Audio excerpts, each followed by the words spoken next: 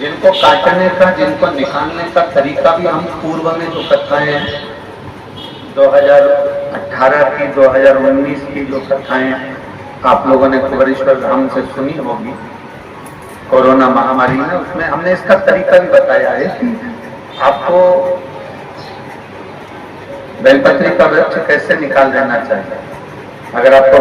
People का वृक्ष काटना है तो उसको किस तरह से काटना चाहिए, आपको बट का वृक्ष काटना है तो उसको कैसे काटना चाहिए,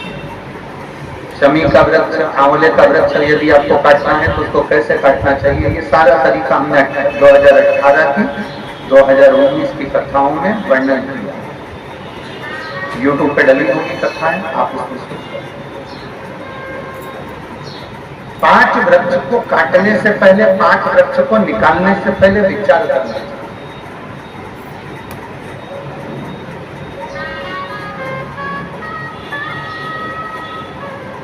घर का गंदा पानी, घर का बेकार जल अगर पीपल के वृक्ष में जा रहा है, बेलपत्री के वृक्ष में जा रहा है, बट वृक्ष में जा रहा है, आंवले के वृक्ष में जा रहा है, शमी के वृक्ष में जा रहा है, तो वो श्रेष्ठ नहीं, उसकी श्रेष्ठता नहीं।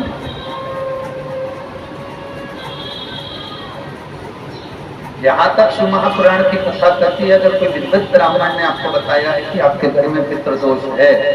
कोई विद्वान ब्राह्मण ने बता दिया कि आपके घर में काल सर्प दोष है, कोई विद्वान ब्राह्मण ने बता दिया कि आपके यहाँ पर ये वास्तु दोष है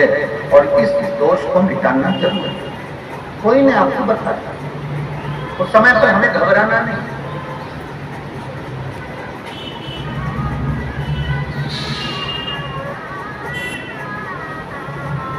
उस समय में घबराने का क्रम नहीं है। कहते हैं पीपल का जो जल झड़ता है पीपल के वृक्ष से, आप लोगों ने कभी देखा है कि नहीं देखा, वो नहीं है।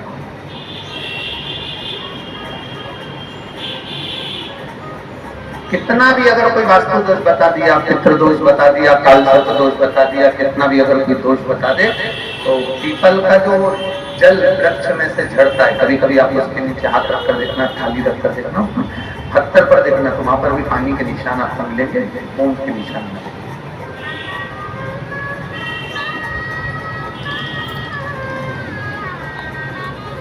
मात्र उस पीपल के वृक्ष के जल की एक बिंदी, एकमात्र बिंदी, शंकर भगवान का जो शिवलिंग है जलाधारी है, चरण है, गणेश कार्तिक का स्थान है, अशोक सुंदरी का स्थान है, और प्रत्येक जलाधारी में से पानी बीच में से आकर नीचे की ओर गिरता है, नीचे की ओर गिरता है। आप लोगों के स्मरण में हमने पहले भी बताया कि राइट में किसका स्थान है, गणेश जी का, लेफ्ट में कार्तिक के, बीच में अशोक सुंदरी, ये क्या है, पार्वती जी का हस्त कमल शिवलिंग, और ऊपर से जो जल एक एक बूंद शंकर जी के शिवलिंग पर गिर रहा है, वो शंकर जी की 5 लड़कियां, जया, विषहरा, शामलीवारी, दौतली और देव, शंकर जी की 5 लड़कियों एक एक बूंद पानी। जहां जल नीचे गिरता है उस स्थान से जहां तक जल बहकर जा रहा है उस स्थान तक 33 कोटि देवताओं का स्थान, 33 कोटि देवताओं का। अब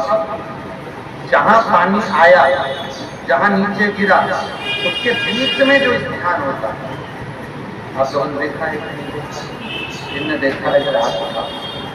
ये पानी जैसे यहाँ तक आया और यहाँ के बाद नीचे गिरेगा, तब वो नाली के माध्यम से बाहर जाएगा, तो इतनी दूर यहाँ से वो नीचे की ओर जो गिर रहा है, यहाँ से वो नीचे की ओर जो पानी जा रहा है, ये जो स्थान होता है, ये हमारे 3 दोषों को निवारण तुरंत कर देता है। एक हमारा पितृ दोष, एक हमारा काल सर्प दोष और एक हमारा वास्तु दोष का निवारण ये तुरंत। और ये तो हमने केवल आपको शिव महापुराण के माध्यम से बताया कि ये 3 दोष का निवारण कर देता है, पर यदि कभी आप ध्यान से लिंग पुराण को पढ़ेंगे, आप यदि लिंग पुराण को पढ़ेंगे और गीता प्रेस गोरखपुर के लिंक पुराण को लाकर यदि आप करते हैं, या गीता प्रेस गोरखपुर की शिव अंक को भी आप अगर पढ़ेंगे, इसका नंबर हमारे स्मरण में नहीं आता, शिव अंकों को भी अगर आप पढ़ेंगे तो उसमें भी आपको वर्णन मिलेगा कि हम तो केवल 3 दोष का बता रहे हैं, पर हमारे शास्त्र तो यहाँ पर और भी दोषों का वर्णन कर रहे हैं। जैसे किसी ने बता दिया आपको शनि का दोष है, किसी ने बता दिया मंगल का दोष है, किसी ने बता दिया आपको केतु का दोष है, किसी ने बता दिया आपको राहु का दोष है, किसी ने आपको कह दिया कि बृहस्पति का दोष है, किसी ने कह दिया आपको ये वाला दोष है। दुनिया के जितने दोष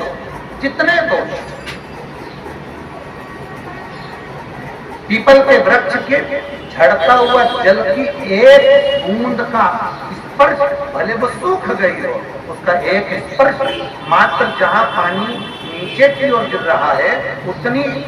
परिधि, उतनी जगह के बीच में जहां से पानी गिरता है, बस उस स्थान पर अगर वो उंगली अपना नाम और गोत्र का स्मरण कर भी लगा दी जाए और एक लोटा जल चढ़ा दिया जाए, तो ये जितने दुनिया के दोष है वो अपने आप समाप्त हो ही जाते हैं। शंकर बोल बम का नारा है, और अच्छे से समझ लो, जरा ध्यान में आ जाए आप लोगों के, भी तो गलत कर बैठो तो बहुत स्मरण रखिए। शिवलिंग जलाधारी में से पानी बहता है, नीचे की ओर जाता है। जितना मोटा शिवलिंग की ये जलाधारी होती है, उसमें से पानी जहाँ नीचे गिरता है,